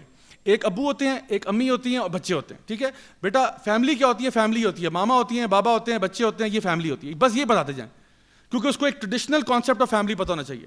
بابا کے کام یہ کرنے والے ہوتے ہیں، ماما کے یہ کام کرنے والے ہوتے ہیں. بچوں کو چاہیے کہ وہ ماں باپ کا احترام کریں، عزت کریں، بس یہ والا کریں. 7 سال کی عمر سے جب آگے بچہ بڑھتا ہے پھر اس کو بتائیں کہ شادی بیاہ کے معاملات کیا ہوتے ہیں. کہ بیٹا جب شادی ہوتی ہے تو پھر آپ اپنا رشتہ ڈھونڈتے ہو. رشتہ کس کا ہوتا ہے؟ آپ اگر بوائے ہو تو گرل کا رشتہ ہوتا ہے، گرل ہے تو بوائے کا رشتہ ہوتا ہے. یعنی بیسک کانسیپٹ ہے، آپ کو بہت ایکسپلیسٹ ہونے کی ضرورت نہیں ہے. دیکھیے میں تو آپ کے ساتھ اس سے بھی زیادہ آگے جا سکتا ہوں. میں نے ابھی بھی نا ہاتھ ہلکا رکھا ہے. میں ابھی بھی آپ چاہیں تو میں آپ کو ایسی ایسی چیزیں دکھاؤں آپ کے رونگٹے کھڑے ہو جائیں کہ یہ دنیا میں کیا ہو رہا ہے. لیکن میں ابھی بھی میں سمجھتا ہوں کہ اس محفل کے لیے یہی کافی ہے. تو آپ 7 ایئرس سے لے کے 14 ایئرس تک ایک ڈفرنٹ لیول آف ایجوکیشن دیں گے. 14 کے آگے پھر آپ بہت زیادہ سیریس بات بھی کر سکتے ہیں کہ بیٹا یہ اس کے اثرات ہیں جو معاشرے میں آ رہے ہیں اور یہ وہ گند ہے جو وہ چاہتے ہیں کہ وہ آپ تک پہنچائیں اور آپ کے دماغ میں بھی کنفیوژن ڈال دیں. تو ہم نے خود تھوڑا سا گھروں میں ایکٹیو ہونا ہے. الحمدللہ یہاں پہ الہدیٰ میں مجھے بڑی خوشی ہوئی جب مجھے انہوں نے انوائٹ کیا کہ یہاں پہ ہمارے جو اسٹوڈنٹس ہیں ان کے ساتھ اس ٹاپک پہ بات کریں جو 8ویں جماعت سے آگے.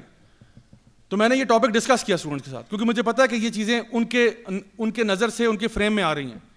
تو یہ اب وہ وقت نہیں ہے کہ خاموشی سے چپ کر کے بیٹھ جائیں کہ جی بس کچھ بھی نہیں ہوگا. یعنی پھر یہ ہوگا کہ اگر آپ ان کو اگر نہیں سمجھائیں گے، اگر آپ نہیں سکھائیں گے تو یقین کریں کوئی اور ان کو ضرور سکھا رہا ہے.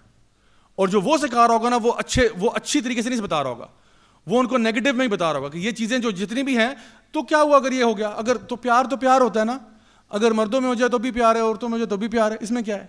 وہ پھر ان کو یہ ایجنڈا پڑھا رہے ہیں. تو اس سے بچیں. تو میری دعا ہے کہ اللہ تعالیٰ ہم پہ رحم فرمائے، اللہ تعالیٰ ہماری غلطیاں کوتاہیاں گناہوں کو معاف فرمائے. یقیناً ہماری گناہوں کی وجہ سے بھی ہمارے اوپر بہت ساری مصیبتیں آتی ہیں، جیسا کہ اللہ تعالیٰ قرآن مجید میں ارشاد فرماتے ہیں. اللہ تعالیٰ سے دعا ہے کہ اللہ تعالیٰ ہماری تمام مشکلیں، مصیبتیں، پریشانیاں دور فرمائے.